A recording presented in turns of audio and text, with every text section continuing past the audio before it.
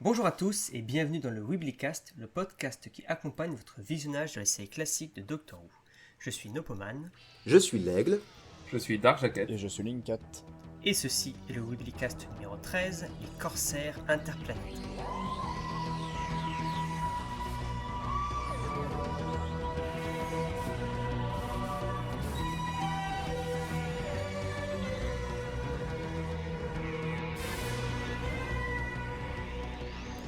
Durant cet épisode, nous allons revenir sur le 6ème histoire de la saison 6 de la série classique Doctor Who, The Space Pirates. Bien évidemment, nous reviendrons plusieurs fois sur l'intrigue de l'épisode durant le podcast, donc attention aux spoilers. Au programme de ce podcast, le résumé nous sera fourni par l'aigle. Je vous parlerai un peu de l'équipe de production. Le dossier, cette fois-ci, sera à propos des recons de Doctor Who, pour fêter le dernier recon de la série.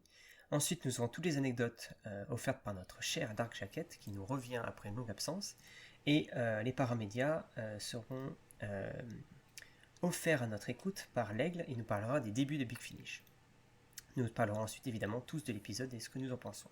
N'oubliez pas que si vous voulez nous rejoindre et participer à ce podcast, vous pouvez venir sur le chat Discord de la team ou sur le forum. Sans plus attendre, vogue la galère. Et nous voilà projetés dans un futur aux dates incertaines, à bord d'une sorte de phare de l'espace, lorsqu'il se fait attaquer par des pirates qui veulent de toute évidence récupérer de l'argonite, un matériau précieux. C'est à ce moment que le docteur, Jamie et Zoé arrivent, alors que nous en sommes déjà à la moitié de l'épisode 1. De toute évidence, ce n'est pas là que le docteur voulait les emmener, mais il semble bloqué dans la salle des machines. On fait la rencontre d'un personnage nommé Milo Clancy, je sais pas, qui dégage une pilosité faciale incroyable. Il est José Bobasque. Il est accusé d'avoir piraté la station dû à son passif de contrebandier, ce qui finit par s'avérer faux. Mais pendant ce temps, la salle des machines dans laquelle le docteur et les autres se trouvent a été détachée du reste du vaisseau et voyage côte à côte à la même allure que ce dernier. C'est encore plus un problème parce que l'oxygène se fait rare, que le TARDIS flotte ailleurs, et alors qu'il lutte pour survivre, Clancy débarque et abat Jamie de sang-froid. C'est la fin de The Space Pirates. C'est sympa. Mais non, je déconne. Non, je déconne. Il est juste paralysé, ça va. Et Clancy les a pris pour des pirates, et se rend vite compte de son erreur, après un interrogatoire dans lequel le docteur et Zoé lui disent la vérité. À cause de l'attaque sur l'endroit où ils sont, ils partent se réfugier dans le vaisseau de Clancy. L'équipe comprend vite que le TARDIS est chez les pirates, et que pour le retrouver, il faut les retrouver eux. Ça tombe bien, le TARDIS se trouve sur la planète Ta, PA, une planète sur laquelle on ne peut vivre à la surface due à la lumière ultraviolette. Ce qui est une explication, ma foi, très étrange. Je vous explique que le soleil lui-même envoie des ultraviolets sur Terre, alors ça donne des coups de soleil qui peuvent provoquer le cancer, c'est vrai, mais ça n'a jamais empêché la vie de se développer. Voilà. Elle aurait trouvé un moyen d'évoluer avec, comme sur Terre, quoi. Bon, bref, il y a des populations plus ou moins métissées, qui peuvent donc plus ou moins résister au soleil, donc pourquoi pas sur Ta? Bref, ça n'a aucun sens. Enfin, bref. Clancy se pose sur cette planète, au nez et à la barbe de son némésis, Madeleine Hisigri, qu'il n'a pas vu depuis 10-15 ans, alors que lui et son père ont eux-mêmes miné la planète, qui est donc une planète surtout minière. Là-bas, ils sont séparés d'avec Clancy, quand ils sortent du vaisseau, pensant au passage que Clancy est un pirate. Ils se trouvent alors à 1 km en dessous de la surface, mais ils se perdent. Quelle passionnante histoire. Quand Clancy se rend compte de leur absence, il sort son gun et se met à leur recherche. L'équipe, elle, se fait attaquer par les pirates, et après une chute dans un puits sombre, il retrouve Sorba, un membre de la station spatiale, visiblement blessé à l'épaule. Caven, donc le chef des pirates, menace la station avec une bombe, et dans la cave, tout le monde essaie de trouver un moyen de sortir. Jusqu'à ce qu'apparaisse Clancy, qui a évidemment l'avantage de connaître l'endroit comme sa poche. Après, ce que je me dis, c'est qu'en 10 ans, ça a pu largement changer. Il y aurait pu y avoir de grosses sections complètement inconnues du beau vieux. Enfin, c'est pas très grave. À ce niveau-là de l'histoire, on en a encore des confrontations pour savoir qui est qui. C'est vous le pirate! Non, c'est vous! Mais heureusement, ils s'accordent tous face à l'adversité et se rendent vers le bureau de Madeleine. Il lui explique l'histoire, mais Caven arrive, tue Sorba et emmène les 4 survivants dans le bureau du père de Madeleine, l'ancien équipier de Clancy. Petite retrouvaille, globalement, le gars était enfermé là des années, alors que sa fille le pensait mort. C'est à ce moment qu'elle se rend compte de qui sont vraiment ses collaborateurs, et c'est vraiment à ce moment que le dénouement s'enclenche. C'est-à-dire quand toute l'équipe se met à chercher un moyen pour arrêter Caven et ses hommes. Pour faire court, ils font péter le vaisseau des contrebandiers, il n'y a pas plus simple. Le Tardis flotte autour de Ta, si je dis pas de bêtises, Clancy les emmène jusqu'à lui, bisous bisous d'adieu, ils rigolent tous parce que eux aussi sont soulagés que l'épisode soit enfin terminé, et nous aussi, et c'est la fin de The Space Pirates. Ah. Enfin. On sent un certain parti pris. Mais non, j'aime énormément cette histoire. Non, mais Je laisse... pour une petite correction, je ne suis pas sûr que le Tardis flottait autour. Parce que je sais qu'il essaie de le démanteler à un moment, non? Il n'est pas dans les... comment dire? Mais il y a moyen qu'en fait qu'il l'ait pris avec eux, les contrebandiers, qu'ils aient fait exploser le vaisseau, et puis qu'après, bah, du coup, ils sont en train de flotter dans l'espace. Oui, qu'il soit parti Je sais avec, pas. peut-être. Ok. Bon, Nopeman, à à ton moi. tour. À moi de vous parler de l'équipe de production. Alors, au scénario de cette histoire qui divise un peu nos rangs, il y a Robert Holmes qui avait déjà travaillé sur The Crotons. Donc, je vous reporte à l'épisode 11 du Woolycast. Le réalisateur est un certain Michael Hart qui a travaillé qu'une seule fois sur Doctor Who. Il a travaillé sur plein d'autres séries de la BBC, mais c'était son seul travail. Et c'est dommage, puisqu'on ne pourra jamais savoir à quoi il ressemble, vu que on a malheureusement cette histoire étant reconstituée. Maintenant, en termes de casting, alors j'ai noté quelques noms. Après, le casting n'est pas extrêmement étendu sur cette histoire. On a Dervish, donc, qui est l'ingénieur qui est recruté par Caven, joué par Brian Peck. Donc lui, pour ceux qui ont regardé la série Merlin de 2009, il joue Eldred dans cette série. Est-ce que tu sais s'il a... ça m'étonnerait parce que l'un est américain et l'autre est britannique, enfin je pense. Est-ce que tu sais si... Exactement. Est-ce que tu sais s'il a un lien de parenté Je ne avec pense pas du tout. D'accord. Enfin, j'en sais rien, mais je ne pense pas. Je pense qu'il y a plusieurs autres Peck. Le général Ermac, donc qui pour moi est l'un des personnages que je ne comprends pas l'histoire. Moi, je déteste ce personnage. Joué par Jack May. Il a joué dans la version télé de H2G2. Et il a joué Théoden dans la version radio du Seigneur des Anneaux de 81. D'accord, je ne sais plus qui est Théoden, mais je connais ce nom. Théoden, si je me rappelle bien, c'est la personne qui prend la place du roi, qui gère Minas Tirith en attendant le retour du roi. Joué par John Noble dans la version de Peter Jackson. Si tu le dis. C'est l'intendant du roi, quoi. Qui brûle et exactement, qui tombe. L'intendant, c'est exactement ça. Donald Guy, qui joue le major Ian Warren, donc c'est le type qui pilote les petits vaisseaux. Il reviendra en saison 11. On a le technicien Penn, donc lui c'est le type qui est assis devant, si je ne me trompe pas, c'est le mec qui est assis devant les radars et avec une grande moustache et qui n'arrête pas de donner des informations au général Ermac. Donc d'accord. Lui, il a joué dans plusieurs Big Finish, donc un certain Stefan Land dans un Big Finish qui s'appelle Countermeasures. Je ne sais pas si ça vous dit quelque chose. Alors Countermeasures, c'est une sorte de Torchwood autre, voilà. Torchwood des Virgin, mais qui a été réutilisé. Voilà. Ok. Et dans il y a beaucoup d'instances qui se battent contre les aliens quand même sur Terre. Hein. Ok. Il a joué donc deux personnages. T'allais poser d'autres questions ? Non, je vais continuer la liste. Je disais, il joue un autre personnage dans The Havoc Empires. Il joue deux personnages, donc Louis Markel et un garde. Et il a joué dans un sketch de Doctor Who qui s'appelle The Silurian Disruption. Et en fait, il a même joué un personnage qui s'appelle le Nouveau Docteur. D'accord, je ne connais pas. C'est un sketch d'une série qui s'appelle French and Saunders. Et ce sketch n'a jamais été diffusé, donc c'est pour ça que tu le connais pas. Mais en tout cas, il joue un docteur. Milo Clancy, joué par Gordon Gostellow. Et, ce monsieur est australien. Et il a beaucoup joué au théâtre. On disait qu'il était né pour jouer le rôle de Bardolph dans les pièces historiques de Shakespeare. Donc, ce personnage est un alcoolique notoire. Ce qui me va, à mon avis, tout à fait avec le personnage de Milo Clancy. On a Lisa Danieli qui joue Madeleine Isegri. Alors elle, c'est intéressant, sa mère était française, elle a été élevée et a étudié à Paris. Et elle a joué dans la liste des films dans laquelle elle a joué dans un film d'horreur qui s'appelle The Curse of Simba, la malédiction de Simba. Ça n'a rien à voir avec le Roi Lion. Mais ce que j'allais dire, c'est la version maléfique du Roi Lion. C'est le préquel. Okay. Et elle a joué de façon récurrente dans la série britannique de L'Homme Invisible. Elle joue en fait la sœur de L'Homme Invisible. Et la fille de l'actrice est nulle autre que Deborah Whiteling, qui jouera plus tard Victoria. Donc tout tout se regroupe. Et pour finir dans la liste du casting, j'ai noté donc Dom Isigri, qui est joué par Esmond Knight. Donc ce mec a une vie assez mouvementée.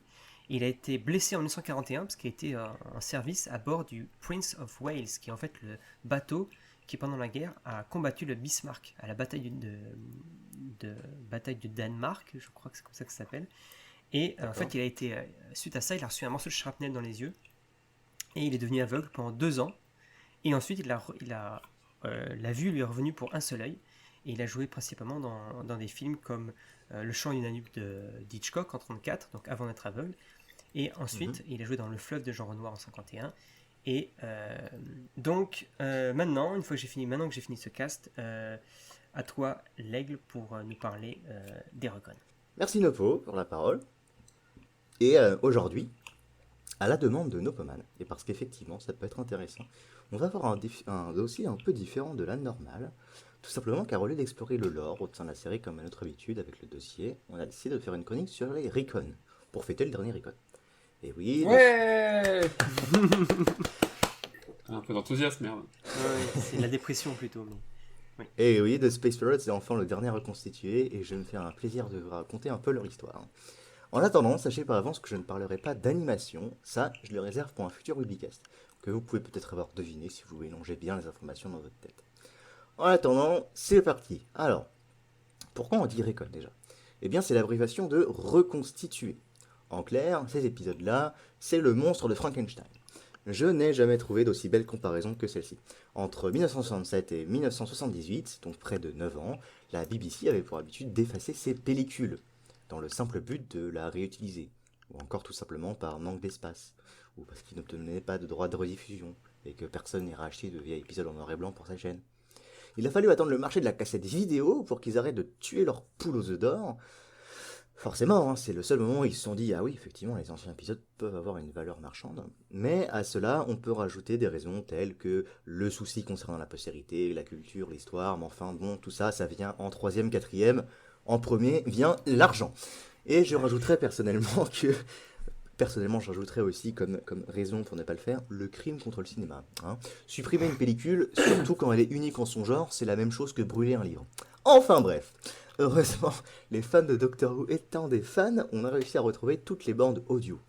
Et en 1978, sur les 253 épisodes qui composent les aventures du premier et du second Docteur, la BBC avait en sa possession pas moins de 47 épisodes. Il est important de noter que les épisodes perdus touchaient aussi partiellement le 3e Docteur, dont on n'a pas retrouvé les bandes couleurs de tous ces épisodes, mais heureusement, on avait encore des bandes en noir et blanc. Et en ce qui le concerne, tout a été retrouvé ou recolorisé avec le temps le concernant. Mais pour le premier et le 2e Docteur, c'est beaucoup plus catastrophique. Ça fait plus de 80% d'épisodes perdus. Le premier épisode à disparaître, ce sont ceux de The Highlander, encore non retrouvés aujourd'hui. Ça date de 1967. Les derniers épisodes à être effacés, c'est Invasion of the Dinosaurs et Death to the Daleks, donc des épisodes du 3e Docteur. Petit quiz comme ça, quel est l'épisode qui selon vous est considéré comme le plus perdu de tous ? Au sens où c'est celui qui en a le moins de chances de retrouver, et donc potentiellement dire pourquoi. Space Pirates ? Space Pirates, ouais. Ce n'est pas Space Pirates. Ah merde. Ah. Marco Polo. Ce n'est pas Marco Polo. Linka, tu as une proposition ? Aucune idée. Aucune idée, Personne ? c'est une bonne réponse. Ce n'est pas aucune idée. L'épisode qu'on considère le plus perdu, c'est The Feast of Stephen. C'est l'épisode 7 de The Daleks Daleks Master oui. Plan. Tout simplement parce que c'est un épisode de Noël britannique et ils se sont dit, ils l'ont jamais vendu ailleurs en fait. Donc du coup, il était dans leurs archives seulement et il n'y a aucun moyen qu'il soit ailleurs. Pourtant, on a quand même des petits clips. Le clip final, je crois qu'on l'a. Celui où le docteur qui justement ouais. jouait Noël, je crois que c'était un clip. Tout à fait. Je crois que c'est quelqu'un qui filme sa télé. Oui. Je crois. Et donc, en attendant que la BBC retrouve tous ces épisodes, ce qui est une grande tâche, presque impossible, et qui n'est toujours pas terminée aujourd'hui, eh bien, on a vu plusieurs alternatives pour pouvoir connaître tout de même ces histoires. La BBC a évidemment rappelé les scénaristes originels, dans la mesure du possible, pour publier des novélisations. Ils ont également parfois publié simplement les bandes audio sur CD, avec parfois de la narration quand même. On a eu le droit à des animations par des fans ou commandées par la BBC, mais animations qui sont un sujet à part entière et qui aura son propre dossier à l'avenir, comme je l'ai dit. Et enfin, on a les reconstitués, les monstres de Frankenstein, les PowerPoint, comme on dit Dans le milieu. dans le milieu affectueusement, les albums photos. avec la bande audio plus des captures d'écran des épisodes, des télésnaps en fait, qui sont des captures inventées par John Cura, un photographe qui le prenait pour les donner aux acteurs concernés, qui pouvaient dès lors les mettre dans leur CV. Et grâce à tout ça, les télésnaps de John Cura, plus les bandes audio, on a pu avoir des reconstitués. Ce qui fait office d'épisode. Et franchement, faut s'habituer. Même s'il y a bien un truc que je comprendrais jamais, c'est certains fans qui crachent sur les animations par exemple. Comme s'ils s'attendaient à du Pixar, qui se rendent pas compte de la chance qu'on peut avoir, et d'à quel point ça peut être difficile de voir un Recon, surtout pour un novice, en disant presque oui, les Recon on s'habitue, voilà. Et en fait, Ouais. je vais faire une nouvelle comparaison. C'est comme s'habituer à ne pas avoir l'usage de ses jambes. C'est vrai que s'habituer, c'est une grosse étape. C'est très bien, c'est très avantageux. Mais il est vrai que c'est quand même mieux d'avoir l'usage de ses jambes. Et je pense que même en termes d'animation, juste pour faire une petite parenthèse, ils sont quand même limités parce que tu ne peux pas faire ce que tu veux dans le sens même en termes de plan, parce que l'audio C'est vrai. te restreint vachement. Si tu as des personnages qui parlent Mm. très rapidement, tu ne peux pas te permettre de faire ce que tu veux, quoi. Enfin, ils ont quand même une C'est vrai, non mais c'est vrai. Plus il parle fort, plus techniquement il va être proche du plan, par Exactement exemple. ce que je pensais aussi à ça. Tu peux pas te Mm. permettre de faire des plans Mm. larges. Enfin, bref. Mais Veuillez aussi c'est continuer. bien parce que dans un sens ça permet de rajouter de la fidélité. Mais enfin évidemment on parle pas des animations. Oui, Et mais donc d'ailleurs, pour en revenir... en termes de fidélité, je vais le placer maintenant parce que je ne sais pas si j'aurai l'occasion plus tard. Dernièrement, j'ai Oui, pensé qu'avec toutes les avancées animation. technologiques en termes de Mhm. deepfake, que tu sais, le fait de pouvoir, comment dire, qu'avec plusieurs Ah photos, oui. tu peux créer des visages et faire parler les gens et faire semblant que. Je me suis dit peut-être qu'un jour, dans un avenir pas si lointain que ça, on pourrait avoir des épisodes de Doctor Who joués par un Kidam, mais sur lequel on aura mis les visages de Hartnell et des autres acteurs. Parce que je pense C'est qu'ils sont quand vrai, même. mais c'est-à-dire que tu manqueras quand même les mimiques qu'on ne retrouvera jamais de Patou. Par exemple. En fait, c'est vrai que Patou, il faisait quand même beaucoup de mimiques, et globalement, Mm. si tu les connais pas... Oui, mais bon, je pense que c'est un moindre mal. Perdre des mimiques pour avoir un épisode qui n'est pas un icône, moi, c'est un prix que je suis prêt à payer. Non, mais je suis d'accord, mais Après, pour l'instant, je trouve que l'animation fait le taf. Sachant que la BBC est quand même très dinosaure dans sa façon de faire, je pense qu'on a encore 50 ans avant Oui, qu'ils pensent à ça. c'est fait par des fans. Et Je sais donc, pas trop. pour en revenir au Recon, on a plusieurs sociétés qui s'en sont occupées. Loose Cannon, dans les années 90, des fans, et la BBC elle-même plus tard.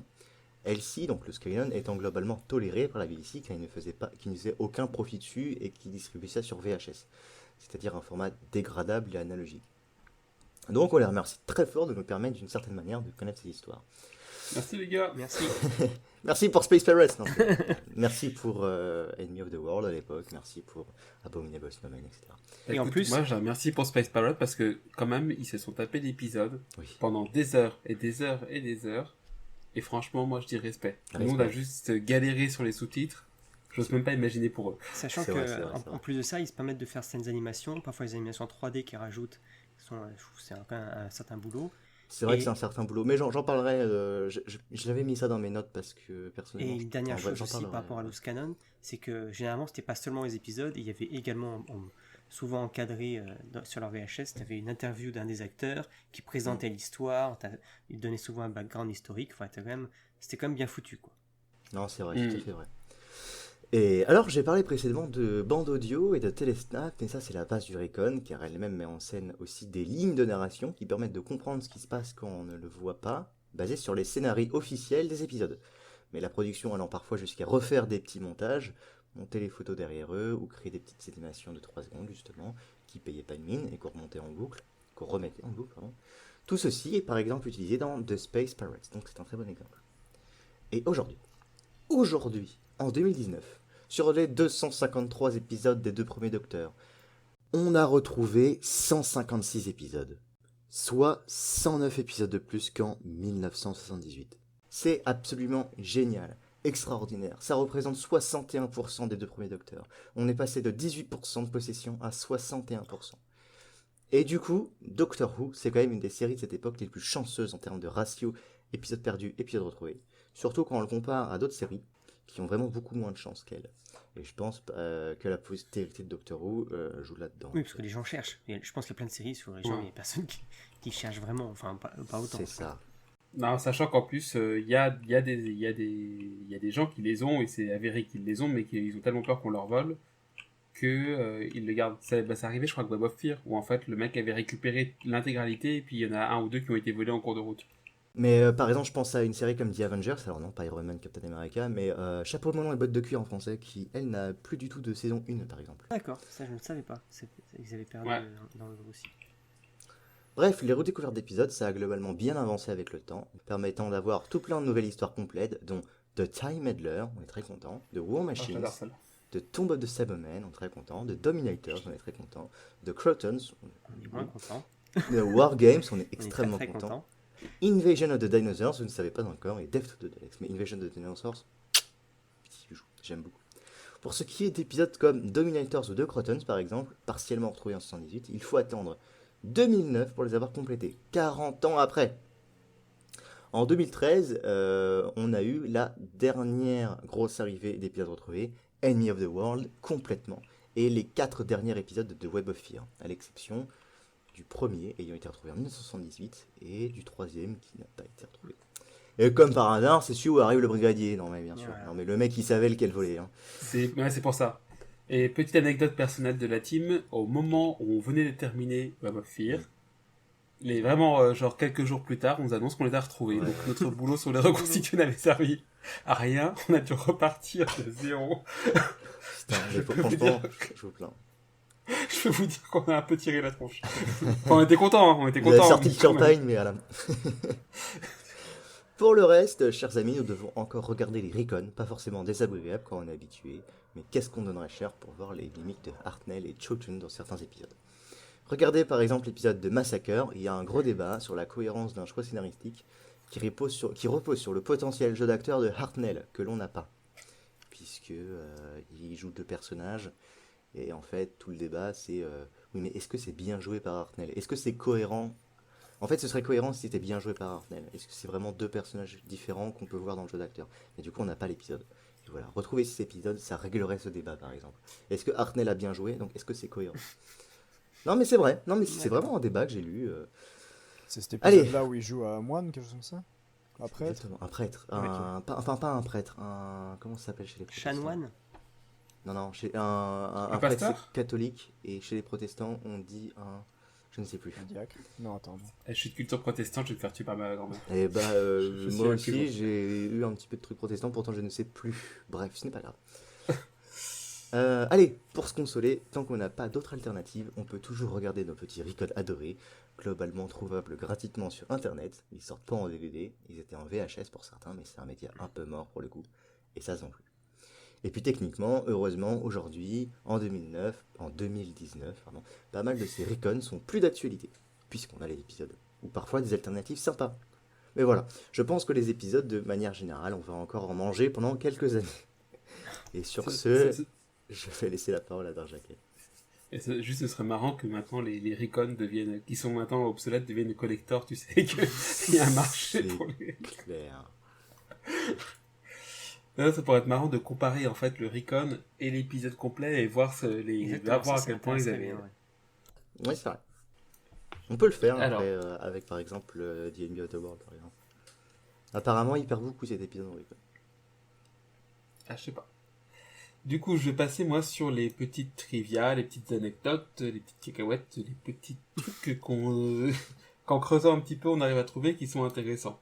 Donc déjà, pour suivre avec la chronique de mon cher Lègle, c'est une des histoires avec le moins d'épisodes retrouvés. Il n'y a qu'un seul épisode dessus qui a été retrouvé. Le 2, je crois. Oui, le 2. Ouais, et c'était très compliqué. Ensuite, alors nous on était très contents puisque c'était la dernière histoire avec des reconstitués.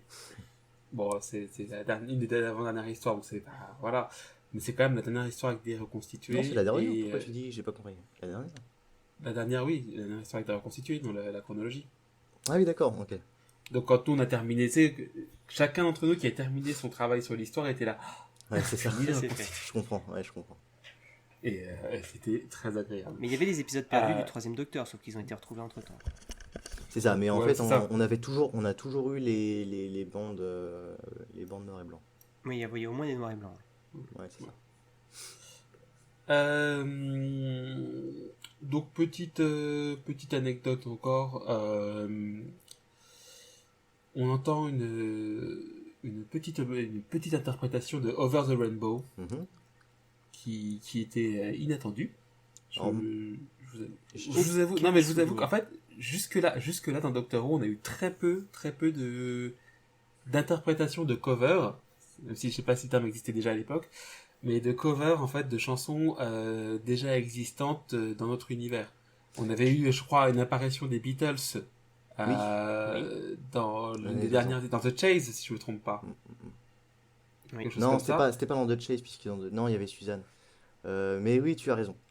Ouais. Et Par c'est contre, le premier, qu'on retrouvera d'ailleurs avec le troisième Docteur, mais ça, je vais avancer un petit je m'étais peu. posé la question. Je me suis demandé, est-ce Oui. que c'est une vraie chanson?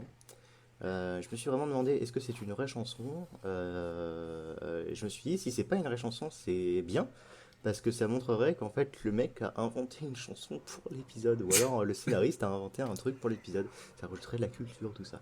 Mais du coup, bah, c'est pas grave. C'est juste que c'est de chez nous.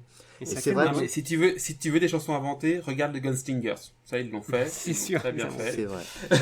Et d'ailleurs, c'est marrant que tu dises entre ça chez le troisième docteur. Justement, j'allais le dire et je pense que c'est parce que tu es en train de corriger l'épisode que je suis en train, auquel je fais référence. Ouais, je vois pas de quoi tu parles.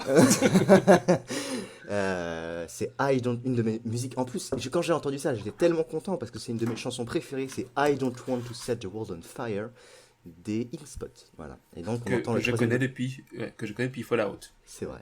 Et on entend le troisième docteur la chanter très mal au passage. Juste une question, ce Over the Rainbow, c'est à quel moment de l'épisode? Parce que je ne m'en souviens plus du tout. Première Je crois apparition que c'est de quand- Milo Clancy. Ouais, je crois que c'est quand il fait cuire ses œufs. Il se Dans ferait le un genre. petit déjeuner au tout début. Ah d'accord, aucun souvenir, très bien. Comme quoi, c'était pas une interprétation si Non, extraordinaire. je l'ai vu il y a 2 semaines, donc j'ai le temps d'oublier, hein, c'est sûr. C'est un des seuls trucs qui m'est resté en mémoire. Quoi d'autre Oui, je crois qu'il y a un petit, comme tu le sous-entendais, mon cher L'Aigle, je crois qu'il y a un petit débat sur quand se situe l'histoire. Certaines sources disent 2119, d'autres 2135. Ah oui, oui, on est sur des dates incertaines, c'est vrai. Voilà, donc bon, ouais, ça a jamais empêché d'avoir de très bonnes histoires. Oui, oui, tout à fait. Même dans le New Who, on l'a vu, mais c'est Après- vrai que c'était assez marrant. En fait, le truc, c'est qu'on est. En fait, quand je disais ça, c'est surtout parce que ça n'a pas été dit de l'épisode. Mais que je me doute que il y a plusieurs entités qui ont essayé de s'en emparer en disant ça se passe là. Donc du coup, forcément, ça va venir en contradiction. Voilà. Je sais pas trop qui dit quoi avec 2119-2135. Personnellement, ça me paraît un petit peu tôt quand même. Je t'avoue que j'ai pas approfondi. J'ai pas cherché qui avait dit quoi parce que. Perso, je trouve ça un peu tôt quand même, 2119-2135, sachant que, avec ce qu'on avait dit précédemment, les humains sont à peine en train de coloniser Mars. Ouais, faudrait peut-être pas déconner. Moi, Après, est-ce qu'ils sont. Je me souviens plus s'ils sont humains ou pas. C'est dit qu'ils sont humains? j'ai pas souvenir, mais c'est vrai que ça se trouve, ça se trouve, c'est des stinglus. C'est ça. Et qu'ils ont 3 poumons. Ils sont pas humains, mais ils connaissent Over the Rainbow. Bref, reprends sur ce que. Mais c'est C'est une chanson. Ils ont entendu les... Ils nous espionnent, tu vois, ils ont récupéré la radio Ah, donc humaine. ça se passerait pas loin, ça se passerait au moins dans la Voie lactée. Ça se trouve, Over the Rainbow est une chanson inspirée par des aliens. Exactement, c'est l'inverse. C'est nous qui l'avons piqué, en fait. Du coup, il y aurait Voilà. des arcs-en-ciel. Et d'ailleurs, c'est le message Over the Rainbow, qu'est-ce qu'il y a Exactement. au-delà de l'arc-en-ciel, Ou l'espace. alors c'est une les énorme secours violents. coïncidence. Ok. Bref. En tout cas, c'est sûrement pas comme Mars Attack. En fait, c'est une des histoires où le docteur et ses compagnons apparaissent assez peu, Mhm. si on regarde bien. Oui, Et c'est parce que ils étaient en train de tourner The War Games on location, donc dans pas en studio mais dans des lieux un peu partout en Angleterre, je suppose. Ouais, tout à fait. Et du coup, Extérieur, tu veux dire. oui, voilà. Et du coup, les acteurs étaient ça a pas été très très c'est ça, ça a été très meublé avec d'autres acteurs et d'autres histoires et des allers-retours et tout ça et tout ça. Ce qui, je pense, influe beaucoup sur l'appréciation de l'épisode par beaucoup de gens. On avait déjà eu la même chose dans Mission to Unknown, très longtemps auparavant. Ouais. Donc saison 3, si je me trompe pas, juste avant C'est le Dalek ça. Master Plan. Non, c'est Et juste c'est vrai avant. que- C'est juste avant. Juste avant, oui. C'est juste avant. Galaxy 4? de J'ai un doute. Mythmaker. The Meatmaker, oui. En fait, il y a Mission to the Unknown qui est un seul épisode sans le docteur, qui d'ailleurs leur permettait de partir en vacances. Tu as The Meatmaker en 4 épisodes, qui est d'ailleurs perdu sur la guerre de Troie. Et juste après, tu as The Daleks Master Plan. Voilà. Et du coup, c'est aussi, donc si je me souviens bien, Mission to Unknown n'est pas spécialement apprécié non plus. Enfin, maintenant, il a gagné un petit côté culte, mais voilà, Ça c'était va. pas l'épisode préféré des gens. Je pense que l'absence du docteur, enfin, le rôle minimisé du docteur et de ses compagnons, a joué, je pense, dans la pression de l'épisode. Alors là, c'est même pas qu'il Effectivement, était il faut faire minime dans autre Mission to the Unknown, c'est qu'il était carrément inexistant. Tu es un peu dur, mais c'est vrai.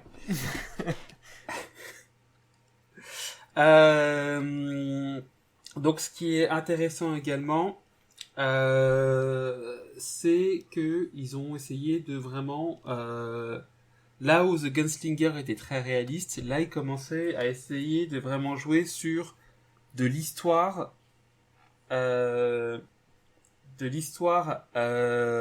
pardon, pas ça, du space opéra en fait. Oui, Excusez-moi. d'accord, ok.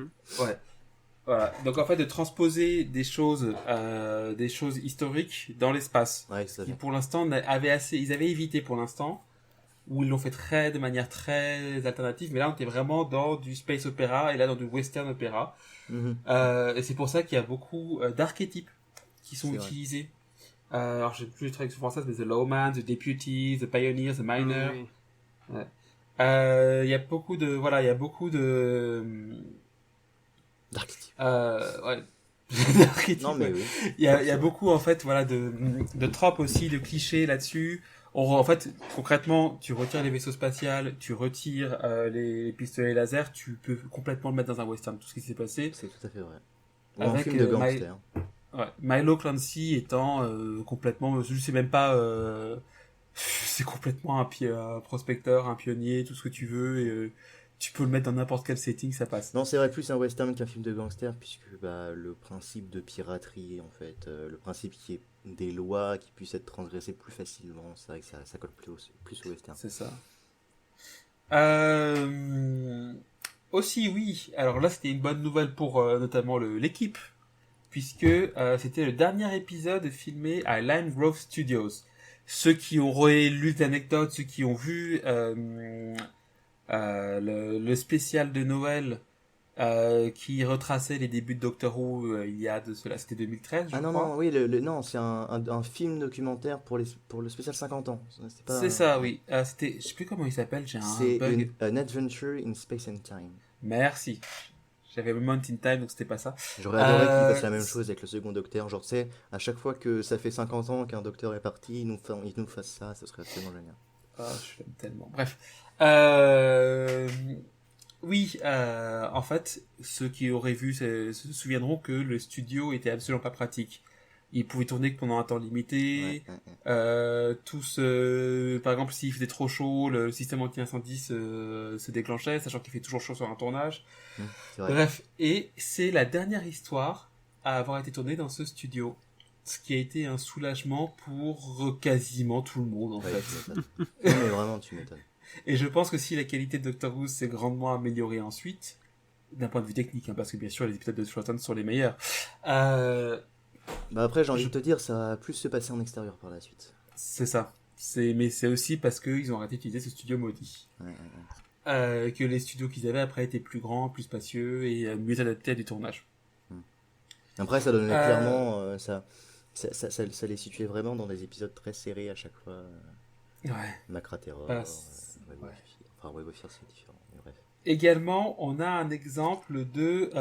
c'est un trope que j'aime beaucoup, Science Marches On. La science avance. Mhm. En fait, c'est l'une des premières fois où ils décrivent en fait l'espace de manière réaliste. Ouais, sauf quand il parle parce que- d'ultraviolet. Pardon. Non, j'ai dit l'espace, j'ai pas dit les planètes. C'est vrai, c'est vrai. Mais c'est vrai que par exemple, on ne voit pas forcément des étoiles de partout quand on est dans l'espace. En tout cas, pas à courte portée. Mhm. Et en fait, les missions d'Apollo 11 ont servi de base pour cet épisode et pour la description de l'espace dans cet épisode. Donc là où ils étaient sur quelque chose de beaucoup plus empirique avant, ils se sont appuyés sur les données scientifiques de Apollo 11. Donc, D'accord. ce que la série continuera de faire régulièrement.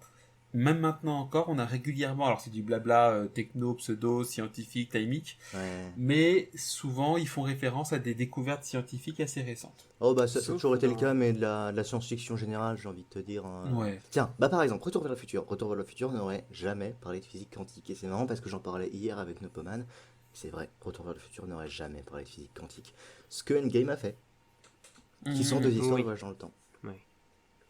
Mais en parlant de science et Doctor Who, ça fait là, pour moi, quand ils font défaut à ça, quand ils ne suivent pas cette ligne, ça fait des épisodes catastrophiques comme Forest of. C'est quoi l'épisode du. The Dead Forest of Non, the c'est Dead, pas tu Forest of penses the Dead. Saison C'est, 8 Saison. Oui, avec le 13e Docteur.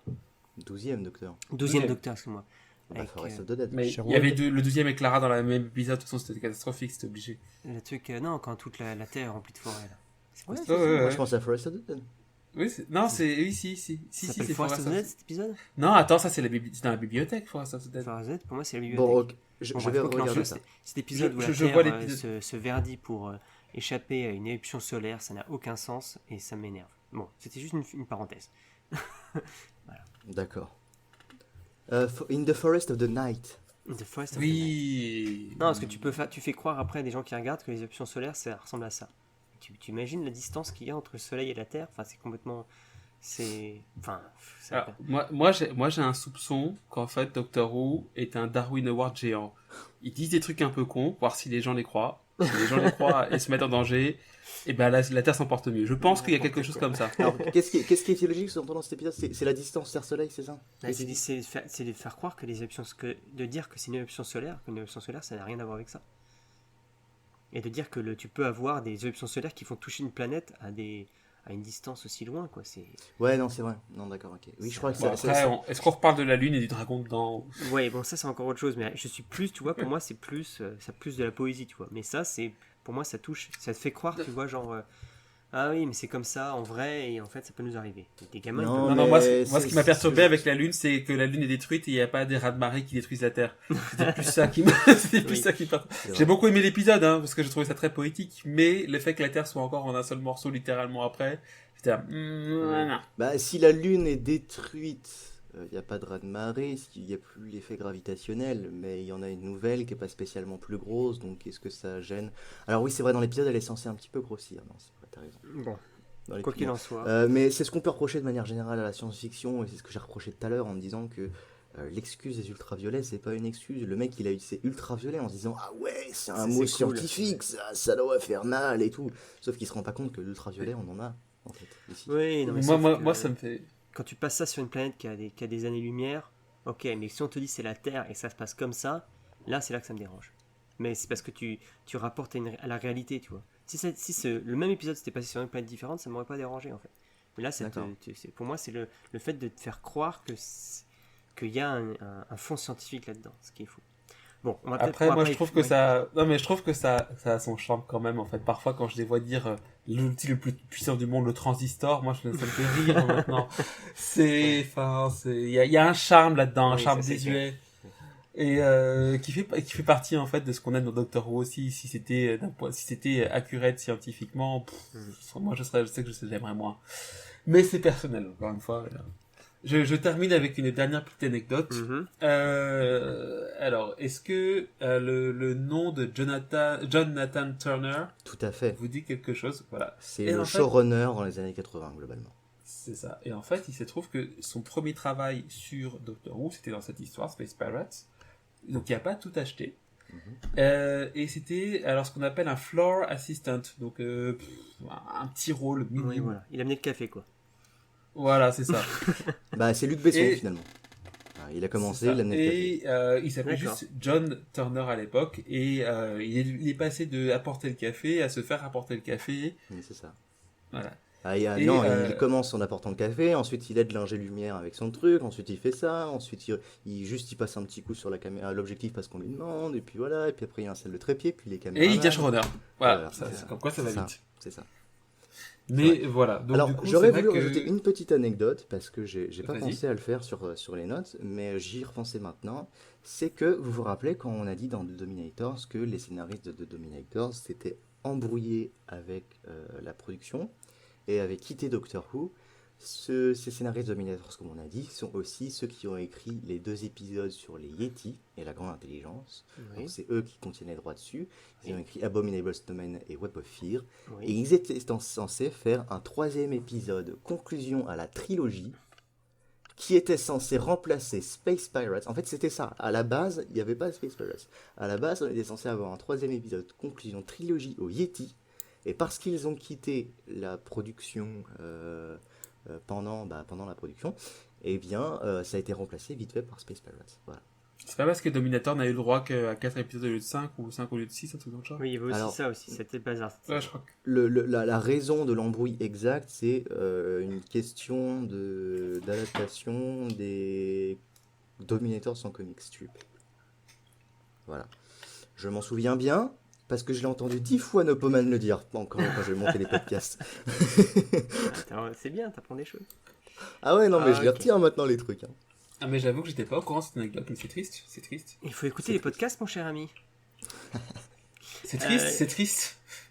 Allez, on passe au paramédia. Oui. C'est parti. Ok, merci Nopoman pour la parole. Pour la Et donc, transition. C'est ça. Sur quoi portera ce dossier paramédia alors? Eh bien, comme avec The Space Pirates, on n'a pas grand-chose de très intéressant à dire, j'ai décidé de profiter de ce podcast centré sur les Recon pour parler de ce qu'on appelle poétiquement les Recon de Big Finish. C'est plus une blague qu'autre chose, mais c'est-à-dire que se mettre à l'expérience Big Finish, en commençant par les 50 premiers audios qu'ils ont créés, surtout pour le main range, globalement, c'est un peu comme commencer Doctor Who en noir et blanc, avec des épisodes perdus en Recon. Et c'est vrai que lorsqu'on n'est pas habitué au format audio, c'est un peu comme regarder un Recon, mais sans illustration. Donc un épisode audio. Quoi. la concentration peut vite se perdre, mais qu'est-ce que c'est bon Big Finish. Mais c'est pas tout. En 2019, cet été, en juillet en fait, on fêtait les 20 ans de Doctor Who chez Big Finish. Donc c'est aussi un dossier anniversaire. Tout le Weeblycast souhaite un bon anniversaire Big Finish. Pas 1, moi. 2, 3. Bon Bon anniversaire Big anniversaire, Big Finish. Finish. 20 ans, ça y est, Big Finish peut boire de la bière. Du coup, avec tout 21. ça, j'ai décidé d'en profiter pour faire un dossier sur les débuts de Big Finish, me donnant l'avantage d'enfin pouvoir un petit peu développer tout ça, mais surtout sur une période particulière. C'était un peu le bon moment et un peu le seul moment aussi. Donc profitons-en. Pour les biens de ce podcast, j'ai décidé de me concentrer sur les 50 premiers audios du main range, quitte à éventuellement glisser quelques petites références sur les quelques-uns qui suivent, mais sans plus. Sachez que les 50 premiers audios ne se vendent plus en CD chez Big Finish, mais sont et seront toujours disponibles en téléchargement. C'est aussi à présent le cas des audios jusqu'au numéro 100, mais seulement pour ceux qui sont déjà écoulés. Mais en attendant, juste pour vous mettre dans le bain, sachez que les 50 premiers audios de chez Big Finish sont disponibles gratuitement et légalement sur Spotify. Entre autres choses d'ailleurs. Voilà, donc si vous cherchez à vous y retrouver un peu mieux chez Big Finish, ceci est un bon début. J'espère que cet article vous aidera à y voir un petit peu plus clair. Parce que c'est vrai que quand on est novice, on s'y perd. Moi le premier. Et encore, avec leur nouveau site, ils ont fait un effort de lisibilité pour le nouveau, je trouve. Mais ça peut être encore assez dur, j'imagine. Tout de suite, commençons alors. Big Finish a été fondé en 1996, donc en réalité 23 ans. Mais on a commencé à produire du Doctor Who à proprement parler que depuis 1999, si on ne compte pas des audios sur Bernice Summerfield en 98. Mais eux-mêmes ne comptent pas, donc ça va. Oui, voilà, ils ont fêté l'anniversaire en juillet, donc ça prouve qu'eux-mêmes ne le comptent pas. Ils ont produit pour beaucoup d'univers de science-fiction avec le temps, très connus en Angleterre pour la plupart, mais aussi très bonnes, ainsi que produit des histoires originales, mais pour cet article, on va se concentrer sur Doctor Who. À cette époque, il n'y a surtout vraiment que le main range, en français c'est la gamme principale, ou le rayon principal. Ce n'est que bien après que Big Finish est très diversifié au point d'en devenir potentiellement dur à suivre pour un novice. Pour commencer, pour se situer un peu en termes de période, si on reste sur les 50 premiers, on est entre juillet 1999 et novembre 2003. Novembre 2003, pas une date au hasard, tiens, j'en parlerai plus tard. Mais alors, me direz-vous, quel est le principe du main range? Tous les mois, on sort une nouvelle histoire de Doctor Who dans un format classique. Donc, entre 4 et 6 parties. Et sans nécessairement suivre de logique précise quant au docteur que chaque histoire va représenter. Oui, justement, les docteurs. Quel docteur peut-on retrouver? À cette époque n'existent que les 8 premiers docteurs, évidemment. Et malheureusement, les 3 premiers interprètes, William Hartnell, Patrick Troughton et John Pertwee, sont déjà décédés. De son côté, Non. De son côté, Tom Baker ne prend pas tout de suite part à l'aventure. Ce n'est que des années plus tard qu'il acceptera de venir, et aura alors sa propre série chez Big Finish, et donc n'intégrera jamais le main range. Et Paul McGann, récemment intronisé 8ème docteur, ne rejoint l'équipe qu'un tout petit peu plus tard que les autres, pour la 16e histoire, donc en janvier 2001. Donc, au tout début de Big Finish, on peut tout de même suivre les nouvelles aventures du 5e, du 6e et du 7e docteur. Puis vient l'arrivée du 8e docteur. Sauf que le 8e docteur, il a qu'un film derrière lui, hormis quelques livres et comic books. L'acteur n'a réellement travaillé que sur un film. Et c'est là que Big Finish donne l'occasion à Paul McGann de travailler sur Docteur, sur la durée. Vous pouvez littéralement suivre la première série du 8e Docteur en suivant le main range. C'est le seul Docteur qui a une logique dans ses sorties d'épisodes, car tous les ans, on assiste à une fournée de 4 nouvelles histoires environ qui sortent à la suite. Tradition qui se terminera réellement en 2004, puisque Christopher Eccleston était sur le point de reprendre le rôle, relayant le 8e Docteur à la position de Docteur d'avant. Et n'aura plus autant de logique d'avant dans la sortie de ces épisodes. Tout ceci est très important, car du coup, au sein de cette gamme, on peut assister à la création de runs. Alors, ce qu'on appelle les runs, RUN, c'est de l'anglais, en gros ça veut dire suite d'histoire, concernant un docteur et un groupe de compagnons. Et alors qu'au début, lorsque le main range se rôde encore, on retrouve surtout des anciens compagnons déjà vus à la télé, Nyssa, Perry, Mel, Ace, que vous ne connaissez pas encore, que vous connaîtrez bientôt, ce qui fait qu'au passage, c'est toujours mieux d'avoir une bonne connaissance de la série à cette époque pour s'y lancer. Le main range prend très vite le parti de créer de nouveaux compagnons pour chaque docteur, histoire de leur créer à chacun une nouvelle dynamique. Et ça leur offre une nouvelle suite d'histoires. Au 5e docteur, on donne Eri Mem, à ne pas confondre avec le rappeur, une héritière du trône en Égypte antique. Il voyage aussi avec Perry. Ce qui, ça aussi, était audacieux, quand on sait qu'ils n'ont qu'une histoire ensemble dans la série avant de voir le 5e docteur se régénérer. Oui, quand même, pour le coup, c'était étrange. Au 6e docteur, qui manquait le plus cruellement de développement et de compagnons, on donne la très chère Evelyn, vieille professeure d'histoire terriblement attachante. Si seulement le 3 était là, il aurait lâché une larme. Au 7e docteur, on donne Hex, jeune infirmier de 20 ans qui voyage en trio avec Ace, rappelant cruellement le trio Eleven, Amy, Rory, mais avec le caractère bien différent de Ace, rendant le trio très intéressant. Et enfin, 8e docteur, on donne Charlie, tout nouveau compagnon, première finalement, jeune femme des années 30 qui a fui l'Angleterre pour voir le monde. Et qu'est-ce qu'on remarque finalement? Qu'est-ce que vous remarquez là avec ce que je viens de vous dire? C'est surtout des femmes. Alors c'est vrai, c'est surtout des femmes, mais en termes de position, de positionnement dans l'espace-temps, c'est quand même assez varié.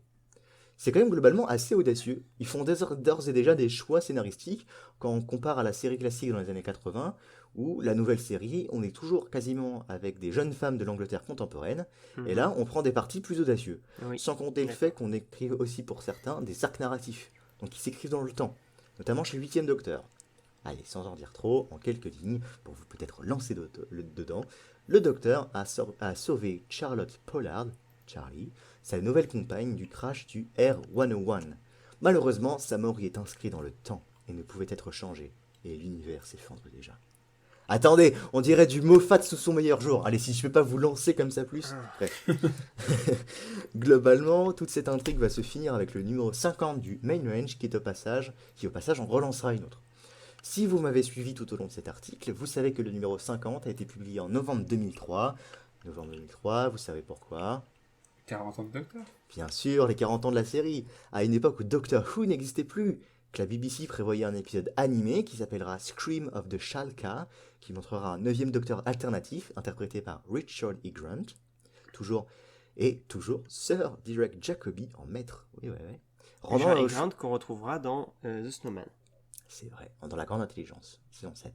Rendant le choix de Russell T. Davies très amusant quand il casse Sir Derek Jacobi en maître. Et aussi, on retrouve David Tennant en concierge. Ce qui me rappelle un épisode du 12e Docteur. David Tennant, il a vraiment joué beaucoup de rôles. Et donc, d'ailleurs, il n'était pas crédité, enfin bref. Et donc, pendant que la BBC faisait ça, Big Finish a sorti l'épisode Zagreus, épisode spécial 40 ans, terminant l'arc narratif enclenché à la fin du Main Range, et dont tous les docteurs placent une référence à un moment ou à un autre.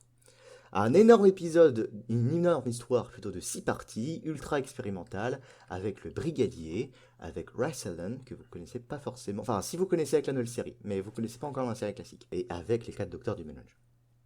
Globalement, c'est une grosse bataille dans le subconscient du docteur, donc toutes les incarnations qu'on voit sont en fait des apparitions de son subconscient, et c'est une très bonne excuse pour les montrer, Oui. sans avoir, voilà. Globalement, c'est bien pensé.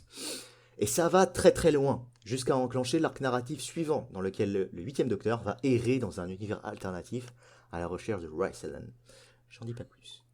Donc vous voyez, Big Finish était vraiment dans sa période expérimentale, et on a pu y voir des chefs-d'œuvre de Doctor Who tout court. Et donc parfaite transition pour conclure sur quelques incontournables que je vous conseille beaucoup, trop fortement d'écouter si vous cherchez à vous y mettre. Tout cela sont gratuits sur Spotify. Vraiment, écoutez. Je vais essayer d'aller du pire au meilleur. Et quand je dis pire, techniquement, je suis censé vous donner une liste de super bons épisodes. Ça va d'excellents épisodes à réel chef-d'œuvre. Storm Warning, 16e épisode. C'est le premier épisode du 8e Docteur. C'est l'épisode dans lequel il y a une référence à la toile du temps. Aujourd'hui, dans la nouvelle série, on dirait ah oui, c'est un point fixe. Voilà. En gros, donc, 16e histoire avec Charlie Pollard.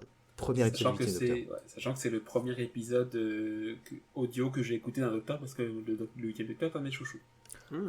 C'est vrai? Et je recommande l'histoire parce qu'elle est assez simple.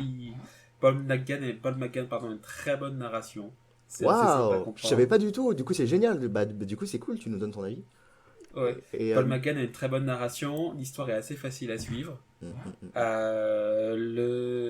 L'entendre faire une voix féminine est très drôle aussi.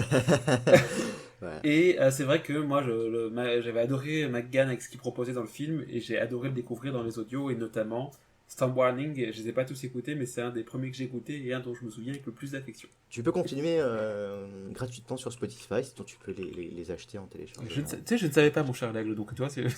Eh ben, mais comment t'avais fait pour écouter Storm Warning du coup? C'est quelqu'un qui te l'a passé? Ouais. D'accord. Ok, d'accord. Ah ouais, on me l'a passé. Bon, ensuite, The Eye of the Scorpion, 24e histoire. Là, c'est la toute première épisode de la pharaone Erimem, qui se bat contre un petit peu le sexisme de l'Égypte antique, avec le 5e docteur Eperi. Voilà, très très bon épisode. Cold Leeds, 25e épisode, j'en ai déjà parlé. Oui, plusieurs fois. Avec David Cold Tennant. Leeds, avec le 7e docteur. Sylvester McCoy, avec Ace, avec David Tennant, qui joue un nazi. Mais attends, c'était Incroyable pas un histoire. Incroyable histoire. Juste. Du coup, c'est un concierge nazi. Non, Et- et là, il joue pas un concierge dans Il celui-là. tue Il joue pas. juste. Cold Leeds, voilà. Et incroyable. Juste écoutez cet épisode à base d'univers parallèles et qui aura plus tard une trilogie qui suivra ce one-shot. Ensuite, Un là, pas- on un tombe pas vraiment dans mélangé les avec, shadows. c'est ne pas mélanger avec Cold Mozart. Là, c'est Cold List.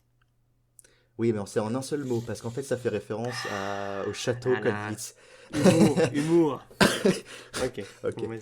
Qu'est-ce Bon, qu'on là, avait dit sur l'humour? Non. Faut que je me calme. Allez, là, on rentre dans les chefs-d'œuvre. The Kinds of Midnight, 29e épisode. Toujours une histoire du 8e docteur. Et alors là, incroyable, un épisode spécial Noël. C'est Edgar Allan Poe dans Doctor Who, avec une maison hantée vivante, avec toute l'histoire, toute la narrative sur Charlie Pollard. Bref, écoutez, juste écoutez. Juste une question en passant. Quand tu dis une histoire, c'est un épisode de combien de temps ou c'est combien d'épisodes de combien de temps? C'est un format classique, donc c'est en général c'est 4 épisodes de 25 à 30 minutes. D'accord, donc c'est quand même une 2 heures d'écoute en général, on va dire. Exactement, c'est un Ok. format classique. Voilà. Spare Parts, on en a beaucoup parlé ces dernières années parce que c'est un des premiers épisodes qui est The Genesis of the Cybermen, concrètement, avec le 5e docteur, 34e histoire, considéré comme un bijou. Voilà, vous le trouvez généralement jamais à moins cher que 75 € sur eBay. Et enfin, Jubilee, 40e épisode, avec le 6e docteur. Jubilee, je jubile devant cet épisode, juste pour vous donner une indication sur la beauté de cet épisode, dites-vous que c'est Robert Sherman qui a écrit cet épisode. Le même mec qui a écrit l'épisode qui s'appelle Dalek, dans la saison 1. D'accord. Et, en fait, Dalek est une libre adaptation de Jubilee. D'accord. Donc, si vous vous demandez un petit peu le niveau exceptionnel du truc, dites-vous que c'est à peu près du niveau de Dalek. Et encore, je pense que je préfère Jubilee, parce qu'il y a même une histoire de voyage dans le temps, et les deux histoires cohabitent bien dans le même univers. Bref, magnifique, juste écoutez ça. Allez, un petit mot quand même au numéro 52, j'avais dit que je parlerais pas au-dessus de 50, mais je parle de Cherzo, pas disponible sur Spotify, premier épisode du 8ème Docteur après Zach Julius, allez écoutez ça, magnifique, ça se sert de son format audio magnifiquement. Quelques petites mentions spéciales à The Sirens of Time, premier épisode avec les 3 Docteurs 5, 6, 7, The Maran Conspiracy, 6ème épisode, d'ailleurs premier épisode du 6ème Docteur avec Evelyn, et The Fires of Vulcan, 12ème épisode, qui est le Fires of Pompeii, du 7ème Docteur. Voilà, vous avez quelques pistes pour vous éclater devant les audios, vous avez aucune excuse pour pas en écouter. Je parle pas anglais. Si. Ok. C'est une bonne excuse. Tu es le seul à avoir une excuse. Donc, pour conclure, Big Finish, c'est une entreprise qui produit des audios depuis 20 ans, et pour ça, on lui souhaite un joyeux anniversaire. Mission Main Range a le gros avantage d'être un gros repère pour des épisodes expérimentaux, parfois très audacieux, parfois ratés aussi, ça arrive, mais bien souvent avec cette vibe de tenter quelque chose. On est sur quelque chose qui expérimente beaucoup, avec souvent du très lourd, quand c'est pas du très très lourd. Allez, plus d'excuses, allez, écoutez-moi ça, et sur ce, je peux enfin passer la parole à Nopoman, qui va certainement lancer le débat. Je lance le débat tout de suite. En effet, merci en tout cas pour la présentation assez exhaustive finalement de ces paramédias. Et je vais faire parler quelqu'un qui n'a pas beaucoup parlé jusqu'à présent. Même Linkcast, quasiment pas. oh, si, il a fait une entrée inattendue dans le débat. Linkcast, qu'as-tu pensé de ces épisodes de Space Pirates? Alors, Space Pirate, bon déjà l'aigle, tu vas pas beaucoup m'aimer, on en a déjà parlé. Non, mais vas-y, dis ce que tu penses, mon pote. Voilà. Pour ça. Eh bien, moi je ne comprends pas vraiment en fait le pourquoi cet épisode est si mal aimé auprès de la communauté. Oui, c'est pas un truc super cool, oui, il n'y a pas de grand méchant iconique, oui, le docteur ne fait pas une grande apparition, révélation et tout, mais en fait non, c'est quand même bien écrit. Moi je trouve qu'il y a fait comme on avait déjà parlé auparavant avec l'aigle, et on a un élément déclencheur, c'est le fait qu'il y ait des pirates qui volent de l'argonite, c'est bien ça? C'est ça, c'est ça. Argonite. Il y a toute une... Un développement. tout un développement autour avec... Bon, maintenant le nom ne revient pas.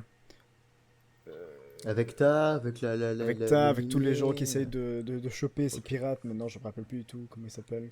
Les forces, ces espèces de forces intergalactiques. Voilà, là, eux qui essayent de choper les pirates et qui leur filent toujours entre les mains. C'est pour moi un peu comme les pirates à l'époque qu'on avait eu ici dans les années 1700 et tout ça, que les pirates étaient toujours là, et puis après quand les autorités arrivaient, ils étaient déjà partis.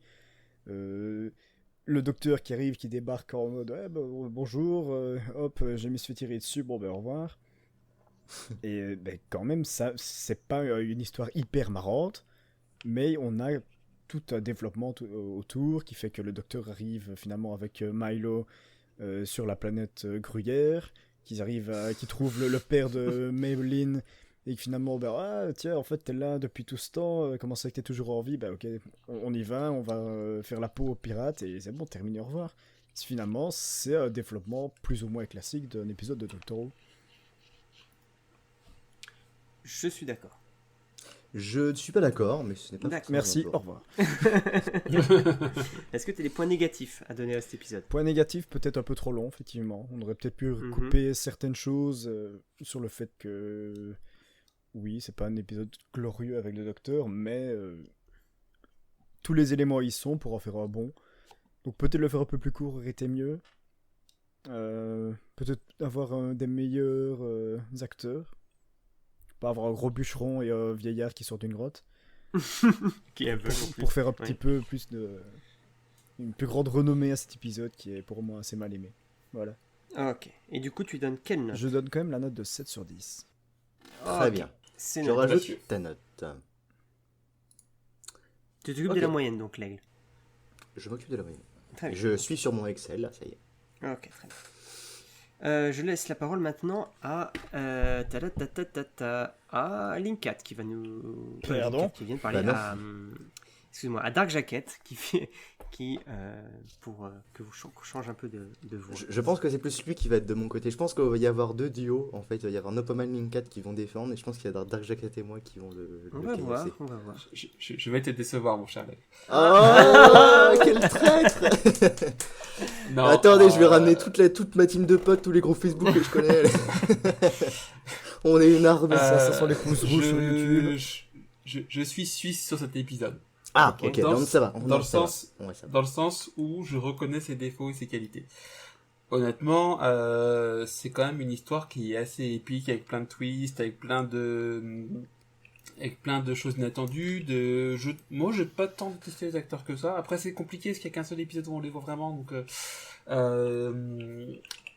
pour moi, le personnage de Mio m'a fait marrer. Voilà, j'ai bien aimé. Et j'ai trouvé que ça manquait un petit peu. On a beaucoup moins de personnages hauts en couleur comme Milo, en fait, dans Doctor Who pendant un certain temps.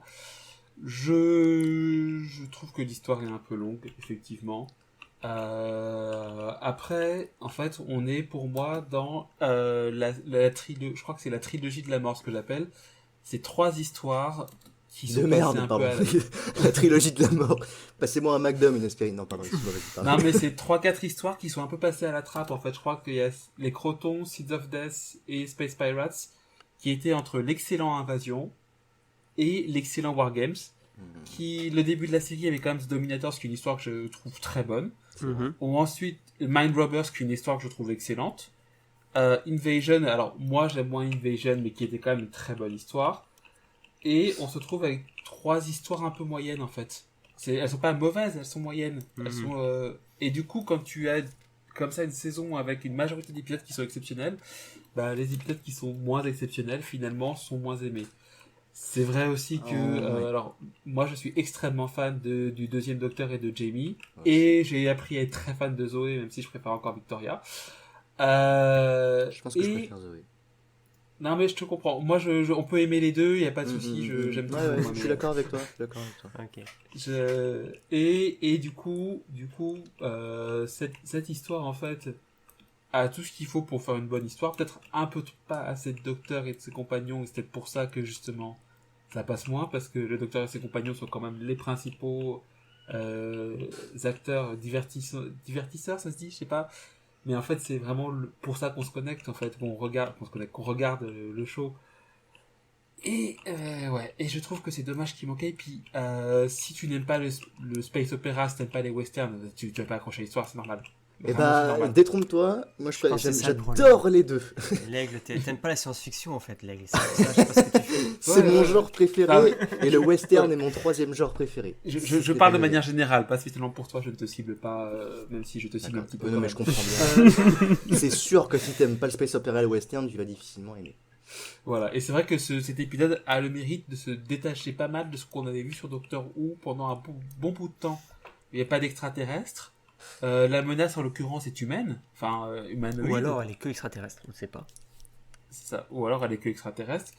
Et c'est vrai que du coup c'est un épisode qui tranche avec beaucoup. Et rien que pour ça, j'ai pas envie de le détester, parce que en fin de compte, ça faisait longtemps qu'on n'avait pas eu un épisode comme ça qui tranchait avec ce qui avait été fait avant, qui tentait des choses. Donc D'accord. pour moi, on arrive à un 5. C'est la parfaite neutralité. Ah, ok. Il a Ok. trop de défauts pour que je l'aime vraiment, mais il a pas assez de... Enfin, il a trop de qualités pour que je le déteste. Oh, tu fais quand même baisser la moyenne, donc pour moi je suis content. Ah, mais je pense Mais- qu'il mais- il- mais, il ouais. finira au-dessus de 5, je pense. Ok. Mais voilà. Oui, il finira au-dessus de 5, parce que j'ai la moyenne complète du coup. Mais ce que je veux dire, c'est qu'il a quand même fait baisser la moyenne. C'est ça qui me fait Mais rire. voilà, mais pour moi, j'aurais pu... S'il y a eu plus de docteurs, j'aurais mis un 6. Mais il reste un 5 pour moi. Ok. Ce qui est pas forcément négatif, hein. Comme je dis, pour moi c'est un épisode qu'il faut voir, parce que en fait on l'aime ou on l'aime pas. Il n'y a pas de juste milieu. Ouais. Et Il n'y a pas faut juste s'en milieu, mais tu approprier. mets 5. Ok. Parce que moi je suis suisse. Ok. Ok. Eh bien, l'aigle, c'est ton tour. À moi. Vas-y, crache Ok. ton fiel. Alors déjà, j'aimerais vous dire que le second docteur est un de mes docteurs préférés. On sent le mec qui prépare le terrain. Bon, Non, mais je tiens à le dire parce que en fait, je voulais réagir sur ce que disait Dark Jacket. J'ai noté ça dans ma tête et donc du coup, ça me permet de dire ça. Second Docteur, un de mes docteurs préférés. Jamie, emblématique, j'adore. Zoé, j'adore. Saison 6, la saison 6 est pour moi la meilleure du Second Docteur. Elle est absolument extraordinaire pour moi. Il n'y avait quasiment pas de mauvaise histoire à part de Space Pirates. Pour moi, la saison 6 fait partie peut-être du top 10. Non, mais je vais redire ce que je pense. Vas-y. T'as laissé Linka dire ce que. Voilà. Battez-vous. Tu l'as applaudi maintenant. Moi, j'ai rien dit. Hein. Ok. Je pense que la saison 6 peut facilement faire partie du top 10 des meilleures saisons. Je sais plus, je me rappelle, je l'avais calculé un jour parce que je m'emmerdais. Bref. Je te rejoins là-dessus. Mais voilà, The Space Pirates. Maintenant, je vais passer sur mon avis sur The Space Pirates. Alors, vas-y. j'ai vraiment eu du mal à trouver des. Je te rappelle que j'ai un mot sur le montage final. Au moins sur l'illustré, au moins sur YouTube. J'ai quand même essayé d'y mettre des points positifs, parce que forcément il faut. Bon, je trouve que l'histoire est inintéressante. Qu'elle s'étire en longueur. Qu'elle se lance réellement au bout de 3 épisodes. Qu'il n'y a pas de scène marquante. Il n'y a pas de scène qui m'a marqué. Et 6 épisodes pour ça. En plus de ça, le trio principal est quasiment tout le temps absent. Ce qui peut être bien quand c'est bien traité. Blink, Love and Monsters. Même The Mission to the Unknown, je dirais. Turn Left. Voilà. Mais là, le manque se fait ressentir. La musique, elle a tendance à me gonfler. Alors, je sais plus si vous vous rappelez, mais c'est genre une meuf qui gueule. Et moi, ça me gonfle. Non, j'avoue, hein, j'ai pas voulu le re-regarder parce que j'ai passé beaucoup de temps de correction dessus. C'était une correction très douloureuse pour moi. Voilà, j'ai séparé en fait l'appréciation en tant que spectateur et l'appréciation en tant que subber. Mais c'est très bien. Bravo, je te félicite. Peut-être penser à Albi qui a dû relire encore après. Oui, on prend un peu. C'est incroyable à quel point j'arrive pas à me concentrer dans l'épisode. Je le redécouvre en lisant les synopsis. J'aurais jamais pu faire le résumé sans lire le Wikitardis spécifique qui a fait un résumé tellement détaillé, absolument incroyable de tout. Mais qui a fait ça? Putain, mais waouh, incroyable. C'est moi. Non mais incroyable, le mec il a passé des heures pour écrire tout ce qui s'est passé dans The Space Pirates, certainement pour aider les mecs comme moi. Enfin bref, incroyable. Il a pas dû perdre un pari. Ouais, ça arrive souvent. Je le redécouvre en lisant les synopsis. Et du coup, je pense que c'est vraiment une histoire de traitement de l'histoire. On pourra la défendre autant qu'on veut, elle est racontée de manière super ennuyeuse. Je m'attache à aucun personnage. Plus ils ont des gimmicks, plus ils me gonflent. En général, c'est l'inverse. En général, plus ils ont des gimmicks, plus je les aime bien. Mais Milo Clancy... Waouh! Non, je peux pas. Franchement, je peux pas. En plus, ils ont tous des accents qui rendent la compréhension très difficile. Du coup, c'est rare quand je mets les sous-titres. Mais là, du coup, j'ai franchement dû le mettre. Parce que vraiment, je sais pas s'il le force ou pas, mais les accents rendent la compréhension très difficile. Bah, c'est un épisode qui est génial pour nous alors, parce qu'on est utile en tant que sous-titreur. C'est vrai. En tant que sous-titreur pour les personnes qui parlent un minimum anglais. À propos du Recon Seul, donc là je détache de l'histoire. Et ça me permet de revenir sur un truc que disait Nopoman quand il défendait l'épisode tout à l'heure en disant vous vous rendez compte, Loose Cannon a fait énormément d'efforts en créant des animations 3D, tout ça, machin. Je suis d'accord, c'est énormément d'efforts, c'est incroyable ce qu'ils ont fait. Moi, ce que je précise quand même, c'est que c'est très personnel comme ressenti, mais ce Recon qui répète des mêmes extraits en boucle, ça me déstabilise autant que c'est censé m'aider. Ah, je me rappelle que Linkat me disait « Oh, bah ça va, c'est bien, je veux dire, au moins ça bouge !» Et moi je me disais « Non mais ouais, mais là je comprends plus rien, je veux dire... » Enfin moi ça m'a déstabilisé, c'est personnel, voilà. Et je tiens à dire, bon, je savais que, voilà, bon, si l'O3 était avec nous, il m'aurait tenu la main, mais je tiens à dire que l'O3... Il a pas refusé de faire l'épisode. Le lâche. Il faut arrêter de dire qu'il Même l'O3 a refusé de venir pour celui-là, parce que c'est le seul épisode qu'il a jamais réussi à terminer. Et on vient me dire que c'est moi le seul à trouver l'épisode nul. Le mec qui met 10 sur 10 à un Recon comme Abominable Snowman refuse de venir pour Space Pirates. Qu'est-ce que tu veux, il a même aimé Web of Fear, donc personne n'est parfait. Bref, c'est pas grave, non mais chacun fait ce qu'il veut. Quand même des points positifs, je vais dire qu'il y a de l'humour, comme à l'habitude de la série. C'est-à-dire que c'est un cahier des charges, ça sert à rien de le dire. C'est-à-dire que c'est là dans tous les épisodes, mais bon, c'est vrai que c'est techniquement un point positif, il faut le Il dire. y a, l'histoire de la serrure Sonic. Ça me dit rien, ça. Non, vraiment? Non, ça me dit rien. Je crois que c'est une des premières utilisations classiques du tournevis Sonic. Non, je parle pas de ça, je Non. parle du fait que quand ils sont dans la prison, il utilise un diapason pour ouvrir une porte. Et Ah, mais c'est pas dans Wargame, ça? non, non. justement, il fait référence dans Wargames, mais ça vient de cet épisode-là. Oui, justement, et en plus il fait du bruit et ça énerve tellement Jamie que Jamie dit il fait référence dans Wargames. J'espère que vous n'avez pas utilisé votre diapason pour ouvrir la porte parce que c'était un peu. Un diapason Sonic. Mais un diapason, c'est déjà Sonic, bref. Non, la serrure est Sonic. La serrure est Sonic, il utilise un diapason d'accord. pour l'ouvrir. Voilà, bref. Bon, il y a de l'humour, comme à l'habitude de la série, ça relève un peu le truc. Sachez, qu'en le re-regardant, j'ai été plus gentil. Je sais que vous allez faire la gueule en voyant maintenant, je pense que certains l'ont déjà vu. Juste sachez que à la base, essayez de deviner la note que je lui mettais à l'origine. 0,5. 1. À l'origine, je lui mettais 1,5 sur 10. C'est plus gentil qu'on le pense. Voilà, c'est-à-dire que je le jugeais comme extrêmement mauvais. Maintenant, je le juge 1,75. juste comme très ennuyeux, inintéressant. Je lui mets 3 sur 10. T'as doublé la note. Donc si tu le regardes encore 2 fois, tu mettras 12 sur 10. C'est nickel, ça. Ouais, C'est ça. Compte là-dessus. Non, mais si ça se trouve, en le voyant en animation, ou peut-être même en épisode retrouvé, il passera à 5. C'est possible. Mais je lui mets 3 sur 10 parce que c'est la note que je pense qu'il mérite. On a tous le droit de faire des erreurs. Tu es pardonné. Mais toi aussi, t'as Alors. le droit de ne pas aimer Web of Fear, c'est une erreur. Merci. Alors, C'est en pas ce ce qui qu'on me vient de voir. concerne, je vais essayer de faire rapide, comme d'habitude, Ouais. puisque de toute façon, ça reprend les arguments que vous avez déjà évoqués. Pour moi, l'histoire se tient. Je suis d'accord avec Link 4. Je trouve que les événements s'enclenchent bien et se suivent bien. Il y a pas Oui, du ça me tout- fait penser que j'ai oublié de dire que... Enfin, excuse-moi, vraiment. Mais Vas-y, ça, vas-y. ça fait penser que j'ai oublié de dire que je trouve qu'il y a pas d'enjeu. Et je me souviens de la discussion qu'on a vue avec Linkelt. En fait, c'était le truc, c'est que c'était une discussion très lunaire parce que on se comprenait pas tous les deux. Et c'est ça qui était bizarre. Mais ça a été mis sur le Discord, c'est disponible à l'écrit. Mais en fait, on se comprenait pas. Et je lui demandais vraiment, je lui dis, mais c'est quoi les enjeux? Il me disait, bah, il n'y a pas d'enjeu. Je lui fais, d'accord, mais alors c'est quoi l'intérêt? Il fait, bah, c'est inintéressant. T'as pas besoin d'enjeu pour Comment- aimer une histoire de deux taureaux. Ouais. Attends, Voilà. On va pas non, recommencer le débat. non, On juste, va commencer attends, le débat. justement, on en revient à la méprise. 6 heures Attends. de podcast pour le débat. On en revient à la méprise Oui. du truc. C'est qu'en fait, tu confondais enjeu avec grand ennemi emblématique. Samir faire penser tout à l'heure quand tu l'as dit. C'est-à-dire que moi, je parlais surtout d'enjeux. Après, tu m'as parlé des pirates et tout. J'ai fait, ok, c'est vrai, il y a des enjeux. C'est moi qui les ai pas vus, machin. Et enfin, bref. Et du coup, c'était lunaire comme discussion. Je veux juste en parler parce que moi, ça me fait rire rien que d'y D'accord. repenser. Il n'y a pas d'enjeu, c'est inintéressant. Allez, 7 sur 10.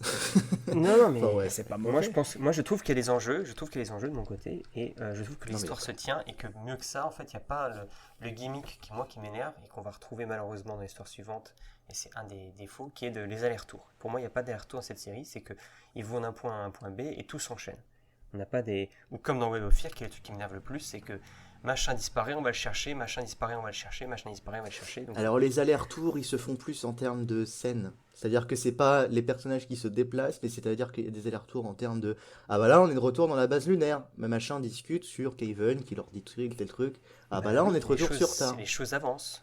Ouais, mais c'est-à-dire que non, en plus Après, ils se ça approfondit le fait que ça manque de docteur. Enfin bref. Ok. Après, les allers-retours, on va dire, c'est une base d'à peu près toutes les histoires, de Doctor Who qu'on écoute. Oui, mais c'est ça, mais ça rallonge inutilement en fait C'est une base, oui, c'est un moyen de rallonger les épisodes qu'ils ont utilisé dans quasiment toutes les histoires d'une manière ou d'une autre. Soit c'est physique, soit c'est scénique, mais concrètement, il y a très peu d'histoires qui avancent assez vite. En fin de compte, là, je vais prendre la défense un peu des allers-retours parce que même moi, ça m'énerve. Hein. Je vous cache pas que plus il y en a, voilà, mais Oh, je Les trouve qu'il y en a allers-retours. moins à partir des années 70, mais je pense qu'on en parlera quand ouais, non, mais dans les deux premiers Docteurs, il n'y a que ça et Mm. ça et la base sous attaque aussi. Ça, c'est, Mm. Ouais. Ou Suzanne Qui est qui se fait cogner, qui se fait enlever. Ou Barbara. c'est ça.